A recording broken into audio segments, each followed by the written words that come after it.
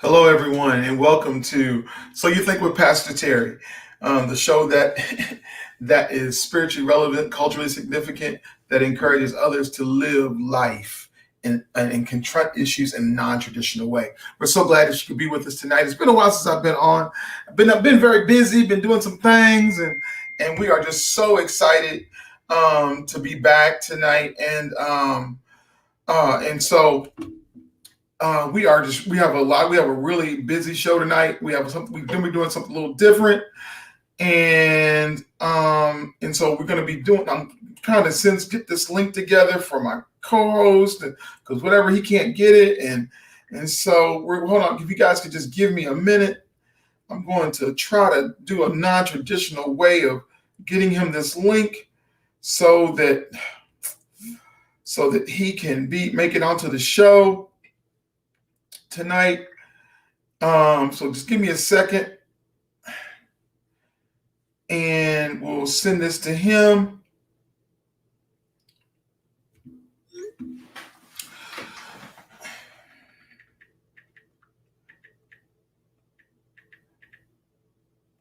Give me a second and we're going and we will get started with him once he gets in here.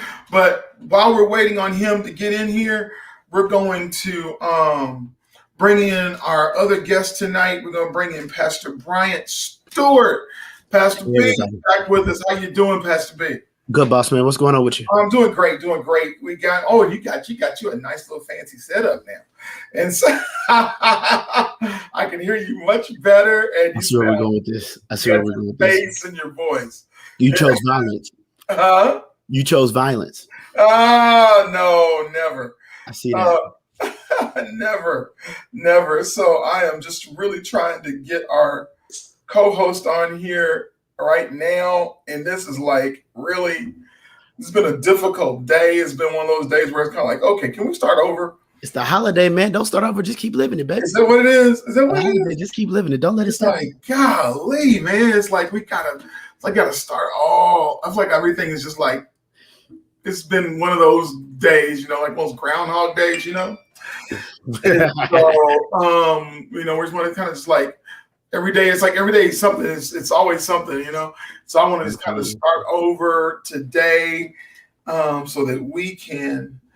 I'm just like, man. Okay, let me see if I can try him one more time because I checked. Hold on. You know what? It's probably the PCs using. I don't know. Us Mac people, we got affinity, against the PCs. All right.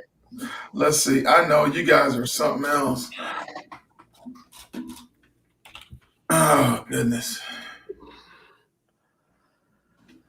Let me try it one more time. The show that...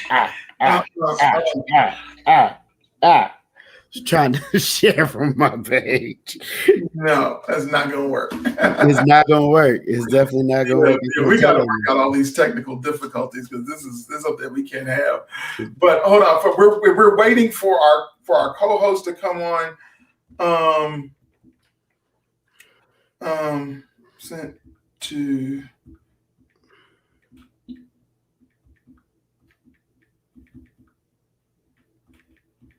Here he comes. All right, here he is. How you doing, co-host? I'm doing well. How are you? I know. I feel like I'm underdressed again. That's right. My bad. So I am so glad to have each of you on tonight. We are going to be doing a different show tonight, and we're going to be doing a little role reversal tonight. And tonight I'm going to be a guest, and tonight our show is going to be hosted by Minister Sedric Crutchfield of Relentless Pursuit Radio. He is going to be interviewing us tonight because we're going to be talking about Erchomai. And some of you guys are probably wondering, like, oh, where'd you get this cool shirt from? Well, this cool shirt is a part of something that I'm a part of, and with Pastor Bryant Stewart, Erchomai. And so we're going to be talking about Erchomai. We're going to be talking about this new project that we have coming out here real soon. And so we're gonna turn the show over to Minister Sedric Crutchfield so he can do what he does and does what he does well. Besides dress up nicely. So Mr. Crutchfield, the show is yours. Well, thank you, Mr. Jones. Thank you so much. Mr. Stewart, how are you? Pastor Terry and Pastor B. So you've already let the cat out of the bag, and I have to admit, I am fascinated with the book. I'm glad to have been able to read the book before anybody else. I'm one of the first people to ever read it. So tonight, what we're going to be talking about is we are going to be talking about the new project that Pastor B and Pastor Terry have embarked upon, and that is their very own, drum roll please, they have released a new book, and I'm anxious to talk about the new book. We'll tell you, I got to pick up the book real quick here. I thought I had it here next to me, but I'm anxious to talk more about it. But as I prepare myself and pull up my book here, Pastor Terry, can you tell us more about Erchomai? Explain that to us. Erchomai is a Greek word that literally means to become, to arise, to come forth, but more than anything, to become. And we always, and one of the things that Pastor B and I, we've always that we really believe is that becoming is a process. Becoming is a process, and it's something that's a process that requires being brought out of something and being brought into something new, and that you've never, there's some things we've never experienced before, and so really that's what Erchomai means. It literally means to become, or to come forth, or to arise, or come forth. And that's a process. And again, that's a process, because a lot of us, we want to be great, but we got to understand that becoming great is a process. Yeah. Well, thank you. Becoming great is a process. And, and it's funny you say that, because I meet a lot of people who, again, as you said, my show is, I'm on Elation Radio, is Relentless Pursuit. And a lot of people are afraid to embark upon a new thing because they think, wow, this is going to be difficult. It's going to be too tough. They're afraid to. And so what I like about your book, I like the title. Okay. And I know we only have half an hour, but I like the title. And the title of the book is it's Getting Out, Stepping into, here it is, the Unknown with Faith. And this is important. It was something for me that as I read through the book, I noticed, wow, it's a daily devotional. And I personally, I thoroughly enjoyed it. I enjoyed the scriptures that you listed. I enjoyed the way you laid the book out. So I got to ask, and I'll start with you, Pastor B, since I haven't heard from you tonight. What was the inspiration behind the book? I mean, did y'all just come together and decide, we're going to do this? Or what was the inspiration? How did it come about? For us, it was a little bit different. One of the things that we did specifically was we were sitting in a Bible study, actually at Pastor Terry's church over at Kingdom Christian Church. And we were going through the book of Romans, I believe, with Brother Zephaniah, who was teaching. And in the midst of going through that, we ran into a conversation where we realized people were still living in the bondage of church culture and tradition, and really kind of not an antiquated theology, but one that needed to be more enlightened. So we intentionally took an effort and a dive at making sure that we address that. Yeah, well, and it's funny how we could be all so into church, or I like to say into religion, and we ain't really walking it out because we don't know how. Some of us are just afraid. So I wanted to ask, so the title of the book again is Getting Out, stepping into the unknown with faith. Pastor Terry, I want you to, can you talk to us about that title itself? Oh, gosh.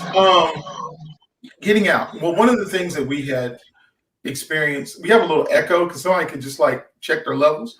Okay, I'll double check mine. Okay. Well, one of the things that that we in the process is that the title came from was a combination. It was originally supposed to have been called Get Out, and Get Out was from the movie Get Out because that's when it first came out. You know, we were started working on the book back then. And everybody remember the movie Get Out was about that black family and they were trying to escape, keep from getting killed.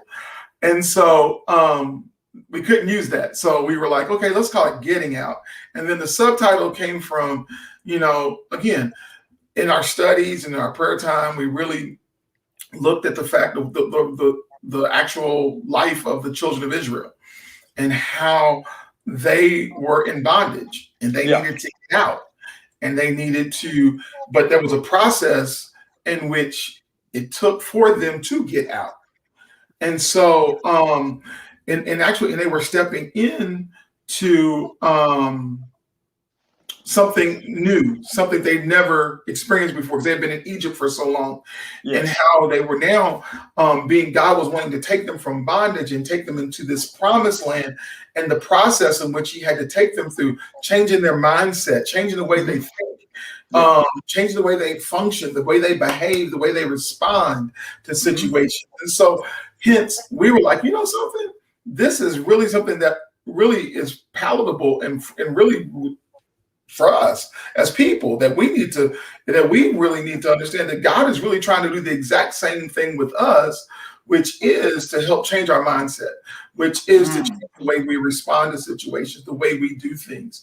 But hence that's the reason why, that's how we came up with, you know, the whole title piece.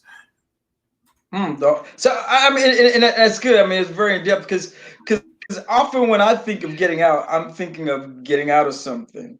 And I tell you what, I'm gonna jump right into the book. I got a question because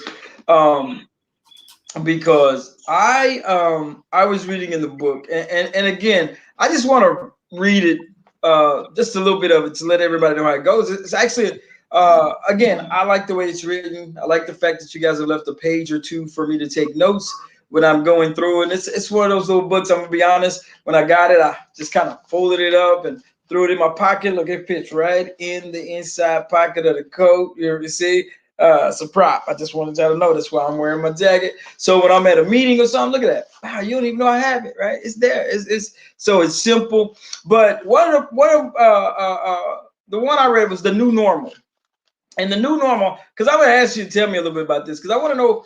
Like, why did you choose the books that you chose for the book? But it says here, the new normal. It's on page 38. It says God tells Moses that this month will be the beginning of all. Here it is, of all months and years for God's people, insinuating that the practice of today will become the new normal for God's people. He gives them a new response to predicted dilemma. God equips his people with a confidence of being covered with, covered that will allow them to feel secure that the situation is here to live. Okay, I'm gonna stop right there. I just want y'all to know, my eyes, I'm having a problem with my eyes today, okay? So, so that's what's messing up my read. So I'm gonna finish it up, then I want you to comment, okay? It says God equips his people with the confidence of being covered that will allow them to feel secure that the situation is here to deliver them rather than destroy them. And then after you give that passage, you go in and you say, okay, the life application. This is how we can apply it to our lives. And this is, again, the thing that I liked about it. This is life application. The new normal begins with being obedient to what God instructs. God will protect us from dangers, both seen and unseen, cover us physically, mentally, and spiritually. However, the only thing he asks, here it is, right? I love this part. The only thing he asks is that we be obedient to what he has instructed. The children of Israel were covered when they were obedient to the instructions given to them by Moses. And then Not only, and I have a ton of devotionals, but not only do you give me the life application, you say you give me a strategy. This is the strategy when God has required you to be obedient in the face of trouble.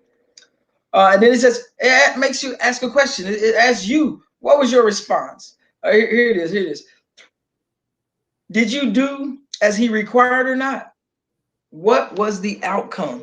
Gives me some questions to ask myself that I can actually study and meditate over. So what actually went into, why did we lay it out this way? I mean, for me, it's fun, right? Allows me to apply to my life, but what kind of went into the thinking of that part? And why the layout that you had? Well, I think first off, we begin all things with the word, right? I think that's always the number one goal, predominantly for all of us super Christians. I think the other side of it is that we also maintain, right? So one of the things that we fought to do was make sure that we start off with the word.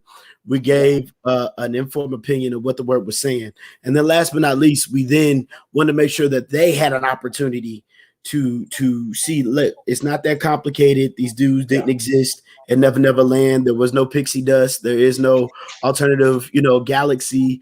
But this happened today. And so these are what the scenarios look like. After somebody breaks down the word, almost according to the old school way, the Pharisee way, do it, which I say it jokingly. But they break down the word, and then after it's done with that, then somebody applies it. Okay, now how do I live this? And so then we give an example. And then after that, it's like, okay, all examples aren't made for everybody, but between the three different levels, from seeing it from the word yourself, from seeing somebody else's interpretation, and then from seeing a life place application. All right, now how do I make this real? How do I take this home? How do I do it? How is this not just some 30 minutes that I spend at home with God and then it's never applicable? It never changes my life. It never transitions me to the next place. I'm still dealing with the same issues with the same mindset. So we wanted to give people a practical idea that, look, life is about gaining disciplines and using them to build yourself and build your community. Right. And, and last but not least, we definitely believe in building our relationship with God, right? So the reality of it is that once you've engaged, right, with these other three levels, then you have to engage yourself. You have to throw yourself in there. Terry's approach to a problem is going to be totally different than Bryant's, than Sedric's. But most importantly, all of us are going to be able to see the same word, the same application, the same breakdown. And we can say, wait. Now I think, this is how it works with me. This is where it goes. And every last one of us are going to deal with it differently because we all struggle differently. Interesting. And that brings up an important point. Again, I like the part where you engage the reader and the reader is forced to think, because when I read those questions, it took me back to me. And I think that, my own personal opinion, I think that when you're doing a Bible study or a devotional, and I like the whole self-help concept, but it forces you to look at you. It's the one time that I think that we're allowed to be selfish. When we are evaluating ourselves, we can be very honest and we can be selfish. So I think the book pushes you in that direction. Go ahead. And I'm going to say something. In this life, we've got to get away from the attitude of selfish. Sometimes we need to be self-full. Okay, go ahead, explain that. In other words, a lot of the times, to think about yourself in essence of doing what's needed to be done, a lot of us put ourselves in a position where selfless and selfish are really kind of a awkward thing to deal with, right? You either have to neglect yourself in essence of being willing to be abused, and then the other side of it, then you have to be abusing in a sense that you are unaware and unintentional about what you do for everybody else. But then I think there's a last component that we really need to think about, is being self-full. Okay. Are we willing to put ourselves in safe places, safe spaces to minister to people, and then have the same barriers to make sure that we can also know when to cut it off, know when to reinvest itself, know when to put yourself back in that safe space. A person that works 100% of the time never rests. And according to the Bible, we know that's a problem. But likewise, a person that never thinks about anybody else is selfish and overindulging. And likewise, we got to also put ourselves in a position to where we can work that out too. Okay. You know, I didn't think about it like that, but I still got my way of thinking. But that's okay, because you know it makes a lot of sense. I mean, I've not thought about it. See, people, I hadn't thought about it that way. That's a different way of looking at it, and we too can gain this knowledge. You know, when we pick up the book, when we getting out, right? I want to get out of my own way too. Now I got to ask you something. I know we've been talking about the book, but I'm gonna ask you some personal questions. Y'all don't mind, do you? Now, I what about you in writing this book? And I'm gonna start with you, Pastor Terry. What about you? What did you learn about yourself? That I have not arrived, that I still have areas in my life that I need to get out of. I need to get out of my way. Like you were saying earlier, I think we think it's always the external that keeps us from getting out. But really, a lot of it has to do with the internal that are our blockers. And this really revealed to me that in the process of writing this book, revealed to me that I have a lot of internal blockers still that I need to get out of. And I need to get out of my way so that I can really begin to walk in faith and trust God and move in some things I've never moved in before. And honestly, and that's become more evident, more clear since writing the book, and also having friends like yourself, Sedric, and like Bryant, really just kind of really helping me to say it's okay, to get out of your way. Stop, get out of your way, because you're keeping yourself from being able to live and have life more abundantly. Yeah. Yes. Awesome. What about you, Brian? This entire book is a faith walk. Majority of the things that I work on, they are immediate experiences, right? So one of the things that I personally do, I work on investments in things that are immediate needs. I'll just admit it, some parts of ministry I am not a fan of because they don't promise immediate returns, right? Yes. You can or returns at all in some instances, and I'm not gonna say it to sound like a heartless person, but there are just some things we do that we know are good for good sake, and we know Bob, Jim, Sally and Sue, they ain't turning it around. They that's just what they do. I'm a person that's kind of efficient and always thinking about, okay, not so much what can I get out of this, but what can we do to always multiply. And oftentimes in ministry, you don't have the promise of multiplication. You just don't. And it's incredibly frustrating. And so this book is a leap of faith in it of itself, because it's genuinely asking me to take a step in a direction that I wouldn't normally take. I mean, you write a book off of a good idea. There's nothing in the community that says this is what they want. There's nothing in the community that says this is what they need. To be a good author and to be a person that really captivates an audience, you almost have to tap into a dimension that does not currently exist. Wow. Right. Yeah, that's true. Right. And so when that happens, it literally has put me in a faith walk just by creation. It's put me in a faith walk just by saying, okay, we're going to take our time. We're going to hire this publisher. We're going to buy all these books. We're going to get an account on stamps.com. We're going to get a PayPal. We're going to pay somebody to make a flyer. And I'm like, why am I wasting all this money with no promise that I can? Why am I wasting all this time with no guarantee that somebody's going to reach it? Like, and then it's the other part. It's right. It's super subjective, right? An individual has to determine, I need help getting out. And we got, Lord, I almost said it. We got crackheads, church members, potheads. We got, abuse, traumatic, PTSD, postpartum depression. We've got a lot going on in our churches. And even if all my membership buy it, there's no guarantee, or even to my membership, there's no guarantee that they will reach out and make this investment in themselves. So as a result, because people are stuck in cycles. And it takes a person to realize they need to get out, right? And that it's going to take more than just prayer. That it's going to take faith and work so that it can be living. versus faith without works, which we know what that is. That's dead. So the reality of it is just there's a lot of engagement going both directions. And so the book in and of itself, the fact that, Pastor Terry convinced me to even try. I sit down in a room for an hour or two and, we keep cranking these out until we're done. That is God. Yeah. Okay. Do y'all hear me? Yeah. That's the Lord. Okay. That's the Father. Because that's just not in my spirit to sit still for hardly anything other than eating. Ain't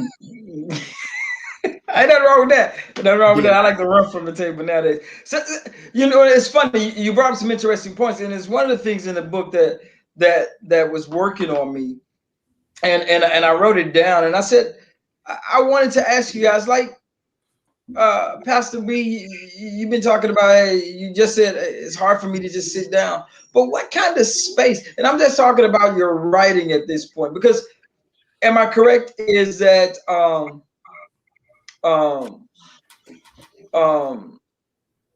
threw me off there. This is your first book, right? Yes. So, yes. So for the both of you? Yes. Oh, wow. So I know it must have been tough. So, like, did you have to, like you were saying, Pastor B, did you have to create, did you have to be in the right, like how did you create your I guess your think tank, how did you create the moment in order to write, for the two of you guys to be writing together? And when you did that, what was the most you learned about Pastor Terry? Pastor Terry, what was the most you learned about Pastor B? What did you learn about each other? I'll talk about y'all just a little bit. We're gonna talk about you guys just a little bit. Okay, so here's what I'll say.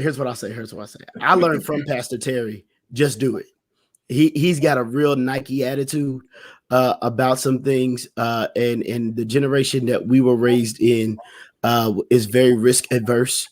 We are intentionally thinking about how this could go wrong. We're intentionally thinking about how difficult it'd be. The probability that people even like the idea, not, because majority of this is an idea, people have to like the idea to pick up the book to see the contents, So the reality of it is that Pastor Terry taught me, just do it. I mean, whatever it takes, just do it. And there's no hurdle. There's nothing in the way that can't get done. And then the other part of, don't have the faith that it'll just get done. No, be a proactive individual. That whether you have to set a reminder, a weekly reminder in your phone or a daily reminder in your life, hunt that thing down like a bloodhound, smell it out, sniff it out, walk it down every day, make an inch in the right direction. And whether it's, this book, whether regardless of, the details, it took 3 years to come to life. 1 year was just working on it. Right. 2 years were personal issues that needed to be worked out for it to come to life. But even with that being said, 3 years is an excuse. And so what it taught me is, no matter what your goals are, there's no excuse. Hunt it down, walk it down.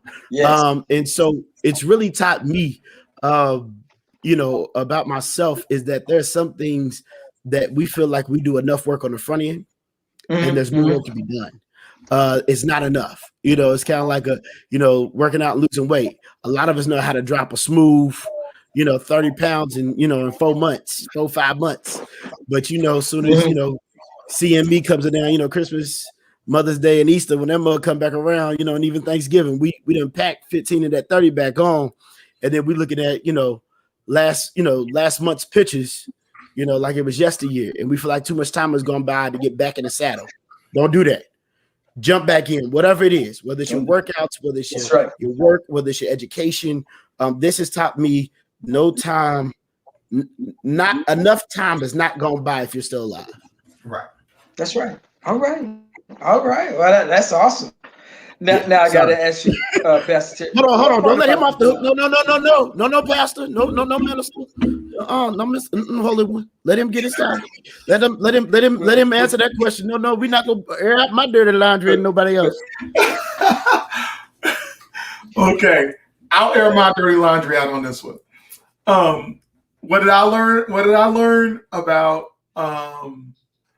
about Pastor Stewart. What I learned about Pastor Stewart during this whole time is that the word is true, and that he is truly a believer in what the word says. Because of the personal issues that arose between the two of us during at the beginning, we were able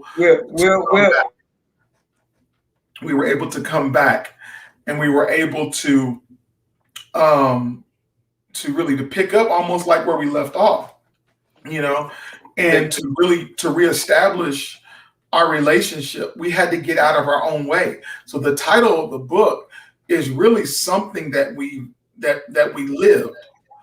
It was something that we lived. We had to both get out of our own way and realize, something, you both were at fault. You both had some things that was crappy, and you're getting in your own way of something that really God really wanted to manifest. So once we got out of our own way, and really, for lack of a better word, kissed and made up, we really were able to really produce really something I believe that's going to be really engaging and really challenging to the people of God, that's really going to help them to grow. Because again, it was really birthed out of, we really would never have understood what it meant to get out and stepping into the unknown with faith if we hadn't went through that. Let's just be for real.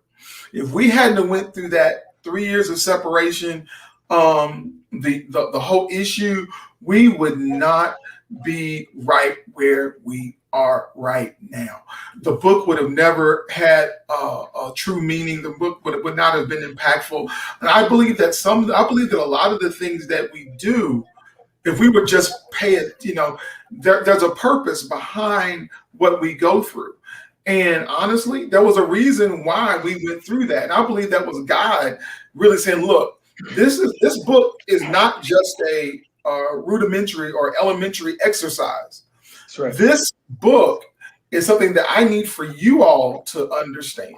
Now, I need for you all to live and experience. So when you do stand before people, when the book is released, you're going to be coming from a place of personal experience where you had to get out of your own way to see this book even be published or to get done. And so what did I learn about Pastor Stewart? I learned Pastor Stewart is a man of faith. He's trusts God. In that he's constantly growing. He's trying to grow. He's really becoming, and that's where the Erchomai comes from. Because honestly, he was the one that came up with Erchomai. He was one. We were praying over the ministry name and this, that, and the other, and he's the one that came up with Erchomai and what it meant. And honestly, we are better now than we were before, if that makes any sense. We're better men, we're better friends, we're better, partners in writing. We're better as a result of those experiences that we've had. We've become. Awesome. Man, that's powerful. That's awesome from both of you. That's very powerful. Now, I got a question for you. Here we go. Pastor Terry, what part of the book do you most like? What's your favorite part? What did you like doing and writing the book? The part that I liked was the interpreting part. And doing what is it called? Challenge. What is it? It's the one section that we do. I can't remember the section now. You mean the life application? There you go. The life application. The life application section is my favorite, and okay. You're gonna see my hands probably all over that life application section, because Bryant is an awesome theologian. His whole ability to be able to look at the scripture and be able to say, okay, this is what's going on. Boom. And then my strength is the life application, being able to take it from text to life, to living it. That's my strength, and being able to look at the text and being able to say, okay, this is how it's applied. So that was my favorite part of working on the book, was the life application section. Okay. And then coming up with the questions that really help the reader to hammer home and look at them, do some self-evaluation. Those are my favorite sections. Okay. Well, Pastor B, you know, you got the flip side, right? What was your least favorite part? Or was there? Oh, my least favorite part about the book, doing it. No, the least favorite part, man, editing is tough. Yeah. I know this sounds crazy, man, but you know, sometimes when you are, you know, as Pastor Terry, I think he's exposed. I'm theologically first, theologically minded first. You tend to get wordy, you know, you get wordy, and you try to, you know, I'm a preacher, and so you try to put word phrases together that sound good from the pulpit, but man, when you read them, it sounds like hogwash. It sounds like somebody's trying to be deep for deep sake. It's like, boy, you know, you need deep in some poop, man. Like you ain't pulling nothing. You ain't doing a deco thing. And so the hardest part was like going back and reading me, man. Like this thing has cut down on my filibusters or, you know, the theatrics that we pull from the pulpit. It's just kind of like, man, let's cut all that crap out. Let's just do this. And so I can admit, I wish I had, you know, the beauty and reflection of Pastor Jones here, but no, mine was more so died itself, just died. So I didn't like it. I mean, I liked it because it's keeping me from continuing to look foolish, but I didn't like it. Well, but I think that's awesome. But, again, in reading the book, and now we know that writing the book was very difficult for you guys, and but it brought you closer together, right? I mean, I've been told that a family that prays together stays together, right? I just been told that, and I know they didn't limit it to just immediate family, right? They said family, brothers in arms and in Christ. So it sounds like it has made you closer. Now, when you think about the book, I'm just going to ask you, why would somebody like myself, why should I purchase your book? Of all the books I got out there, why should I? I'm just asking. Maybe I shouldn't, but I just want to know. I don't know how you feel. Why should you purchase? I believe that you should purchase it. I mean, I think becoming is always a process. And I think as an individual, as a person, that if you really, really are looking at yourself, you're always wanting to be growing. You're always wanting to be evolving and developing. You don't want to ever get stagnant, because what grows in stagnant water? I can't hear you, Pastor B. Bacteria, germs. Bacteria. Yeah, germs, bacteria.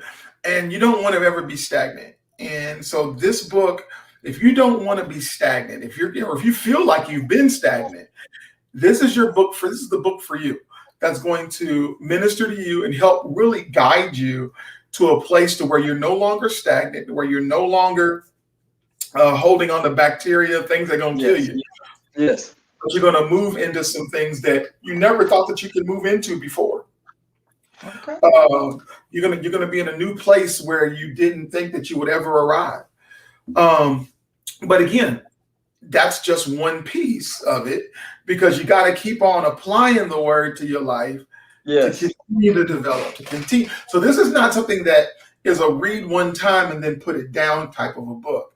This is the 31-day devotional where you may, once you get done reading it the first time, you're going to want to pick it up again and be like, okay, let me, because there may be something I missed the first time.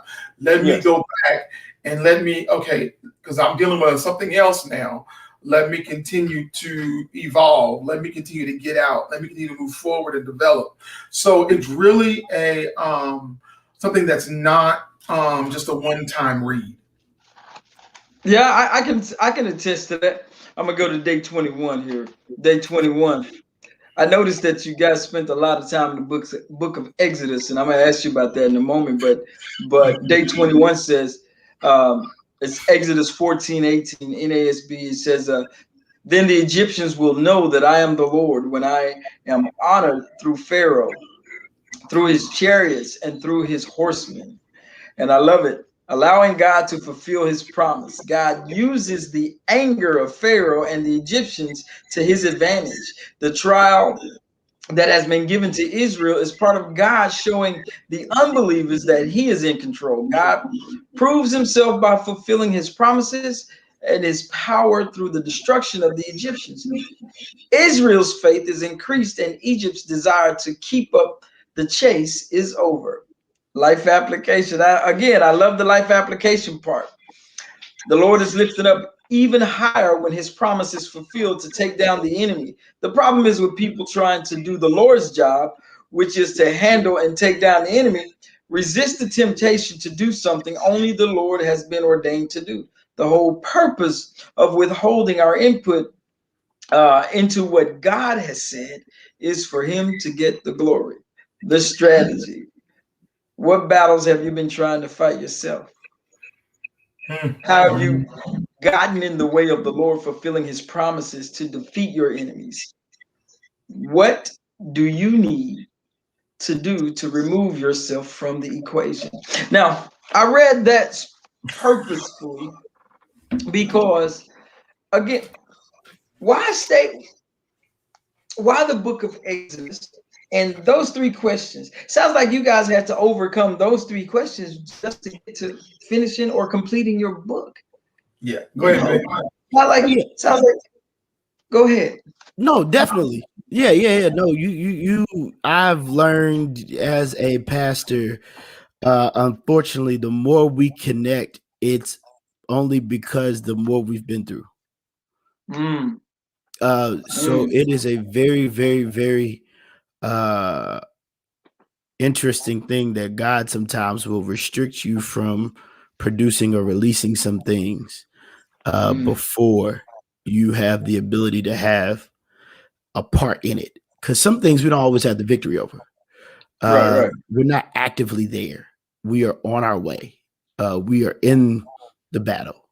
And the Lord will at least and I can even say this even furthermore, some sermons, some Bible studies are literally me preaching to myself. And not all the time me trying to course correct and fix you. Sometimes it's me talking about me. And I can say this book, though I did not know it, it ended up becoming, my own hope. In the sense that when you read it, a lot of the stuff, man, I wish I had gone through my own book, to solve some of the stuff that I've been through. So, yeah. That's encouraging because again, I'll say to anybody who asks me is that as I was reading the book, as I was going through it, reflection. I was able to reflect on some things. There were some things that there were some situations that I've had in my life that once I was reading the book and I was kind of reading the life application and the strategy, made me really want to, really wish I had an opportunity to relive those moments so I could handle them a little bit differently. And I got to ask you guys, I don't want you to break your hands and then pat yourselves, but what is your hope for your book? I mean, I know you explained what you want to do with the book, but if one person picks, what do you want people to glean from your book?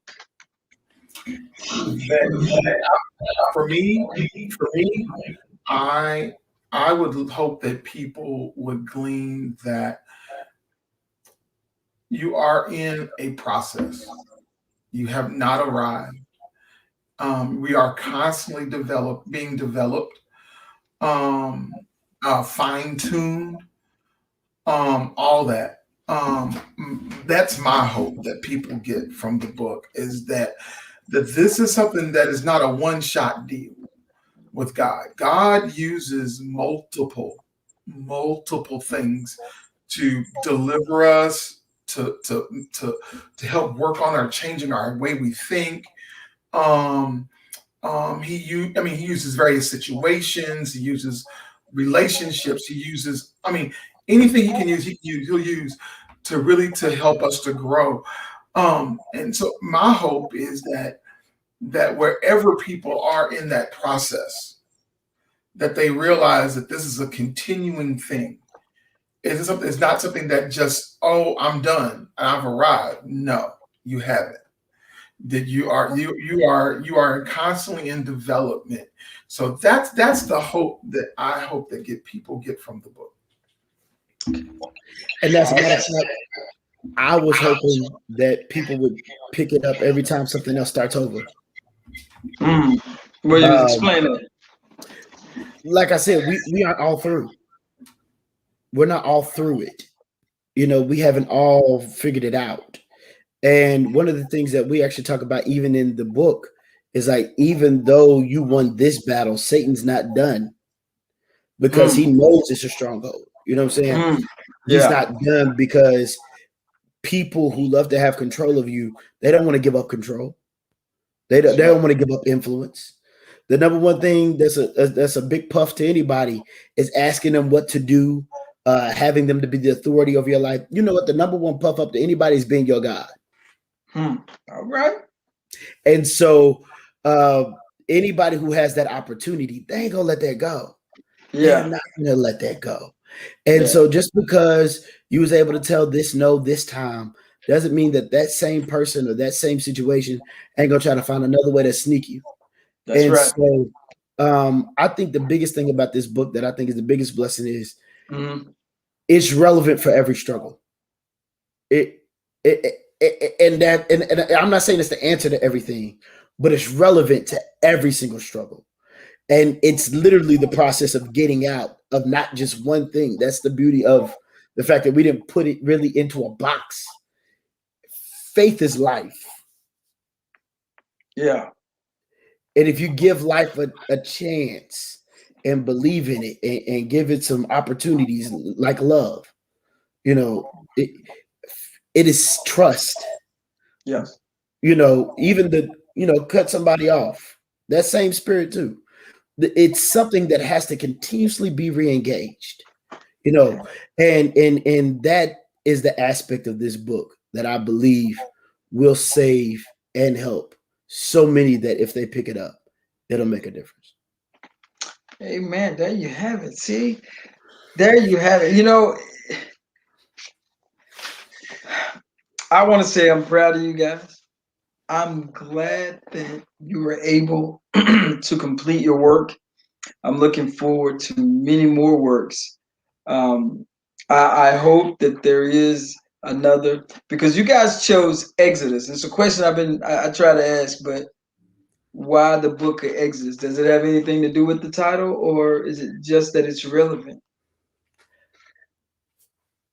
It has to do with the title, but it's also because of its relevance.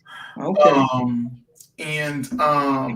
So that was, and to answer your question, it's going to be a 3-book series. 3 books. 3 books. Okay. So we're almost, for my advanced copy. We're almost done with the second one already. The second one is almost done, and so we've got some other things. But Erchomai is just not. The book is part of it, but Erchomai itself is a. Yeah, tell us about Erchomai. It's a ministry that we really. Go ahead, Brian. Go ahead and do that. You got Erchomai. Okay. So Erchomai is basically about the entire concept of someone becoming their best selves. So often life, entrepreneurship, church, family structures, social structures, or as my generation says, social constructs. There are so many different paths that are already created. And a lot of the times the pattern of success is already predetermined. And so people are wondering what you are, what you're going to be based upon what you're doing to become that. And in the process of that, it can become expectations more than it is actually development. Are we invested in this person's development rather than just wanting to expect this end result? Yes. And so the reality of it is that Erchomai is designed the way we have it structured is to make sure that we help you become your best self. Making sure that we help leadership, pastoral leadership, as well as church leadership and several other departments. We want to make sure that you guys have the ability to become your best selves. Not our version of holiness, not your version of holiness, but what is God leading you to? What is your specific uniqueness? And making sure that you feel confident that, you know, in church, we, you know, in traditional church, we always feel like we got to have a hoop, a run, or a close, right? Or you got to be, you know, Jamal Bryant, cutting edge. You know, you got to have a band building up some movie theater, cinematic movie, you know, music behind you, and it's got to come to this explosion, you know. And the reality of it is that's not everybody's hit. That's not everybody's hit. You know, that's not everybody's hit. One moment TD Jakes was the focal point. Now, you know, the focal point is constantly shifting. And the thing is, they didn't become themselves by watching you. That's right. They didn't become themselves by watching somebody else. They didn't become themselves by imitating. They became themselves by being in the lab, working in the dungeon, and in the dark places. And what we really want to describe is don't be afraid of the dark places, because that's the same place where a photographer develops photos. Man, that's the same place where a seed, you know what I'm saying, germinates. So the reality of it is, don't be afraid of what happens in the dark. You know, don't be afraid of the summer body being developed in the winter. Don't worry about it.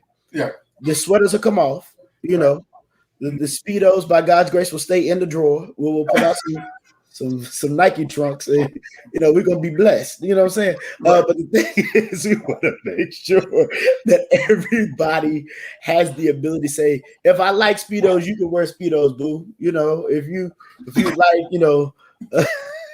If you like a different pair of trunks, you wear a different pair. I'm just being goofy. I'm sorry, y'all forget me. Anyway, I'm silly. But the point is, you can do you and not have to be worried about doing somebody else. There you go. So man, y'all messing up my questionnaires here, because you know I got like this about 100 questions, but I can't even ask them all. So I want to say this to you two gentlemen once again. Thank you for the book. I'm looking forward to your next works. Now, while we're at it, I want y'all to pick up my book too. Okay. I'm not gonna go there. Yeah, don't go there. I'm not gonna go there. But I'm gonna ask you this. Now, in writing this book, just hearing you gentlemen talk, I mean, was it therapeutic for you? Oh yeah. Oh heck yeah. It was very therapeutic. In what way? In what way would you say? It really allowed me to realize I don't have to be perfect in anybody else's eyes.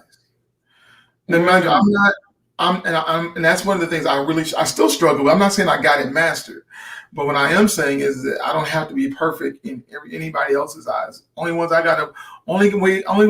should be important to is God. You know, if I'm important to Him, and if I'm doing what He has me to do, living the way He want me to live, that's all that matters. And so that's one of the things that this whole process did for me. Was very therapeutic for me, because again, I know, and that's one of the great, I know the areas I struggle in. We all know the areas that we struggle in and deal with. But are we willing? But are we willing to take a true look at ourselves and realize where we are in our development process, and being able to say, "Hey, I'm not where I thought I was, and I really need to. And I really need to really invest in myself." And that's what this is. This is an investment in yourself.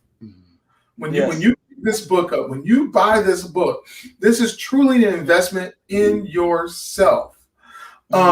You know, and that's why I'm like, okay, that's why I'm like really pushing these pre-sales. Pre-sale won't be starting off until Thursday. You know, make the investment in yourself.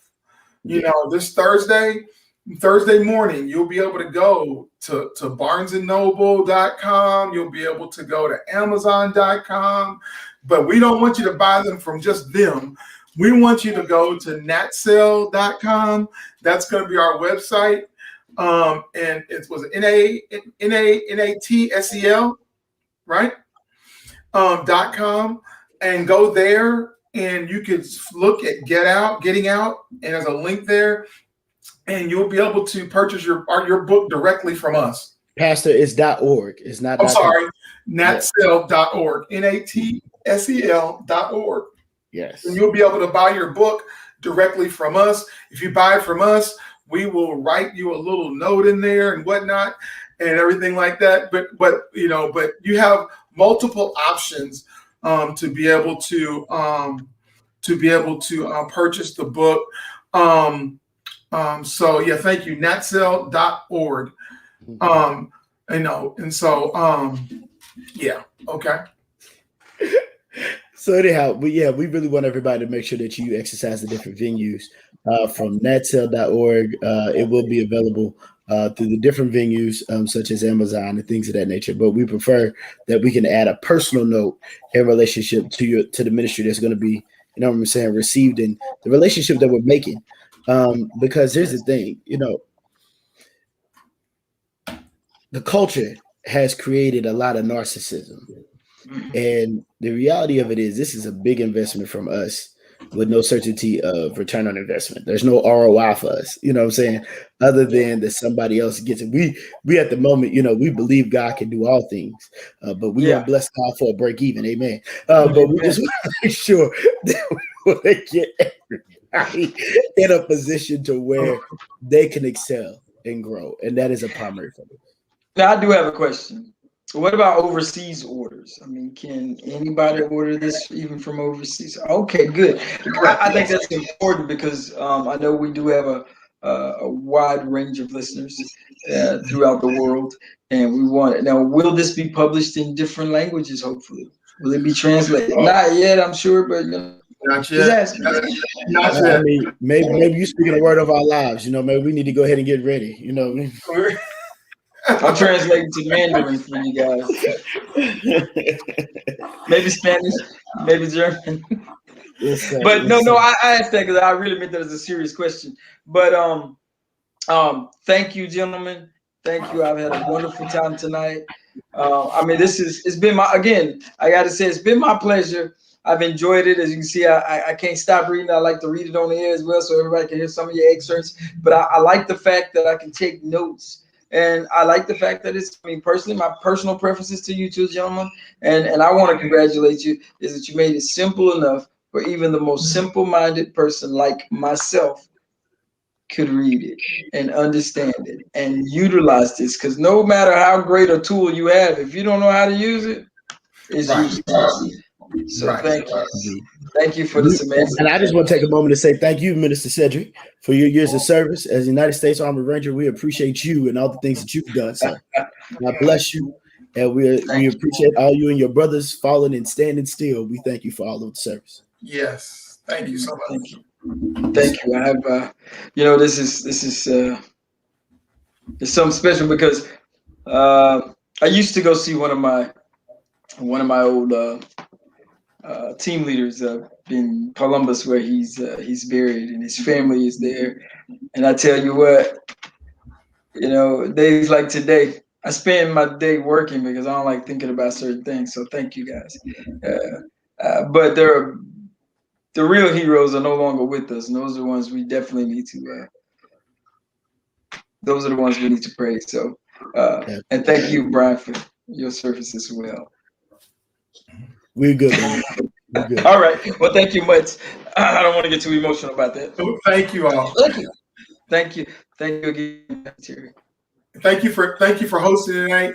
And one day, let everybody know that this show it's going to be replayed again on envision-radio.com. And that can be heard on envisionradio.com on Thursday nights at 6. So please join us. But also, please know that the natsel.org, where you can purchase the book, do pre-sale starting on this Thursday. Go out and purchase you a copy of Getting Out. stepping into the unknown with faith. And so thank you all again for the time. Thank you for your time. Thank you, Minister Sedric, for interviewing us. And if anybody, so we're going to be having these shirts for sale too at some point in time. So if anybody would like an Erchomai shirt, we got Erchomai shirts, and we're also in the process of getting the definition shirt of Erchomai done so that you guys can have the definition across your chest, understand what it is about, and support the ministry. So, but thank you all again. You all have a great evening, and we look forward to being with you all again next week. Thank you.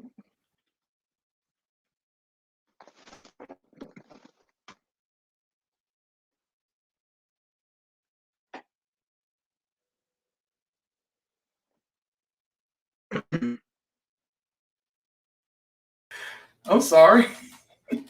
I didn't mean to jump off that quick like that. Yeah, I know. It looked like Brian Burke. Hey, I still need your help, man. I need you to help me power wash this side of this building. Okay. Hey, we ain't working tonight. Just get the steps. That way we can get it knocked out pretty quick. Because what I want to do is just put the mirrors up and just put everything in place. But I got to grab some paint to do that bathroom. I wasn't thinking, so I need to hurry up before they close so that I can put some paint on that wall. So when she comes in to do the photographs, I got the mirror and the paint on the wall at least, okay?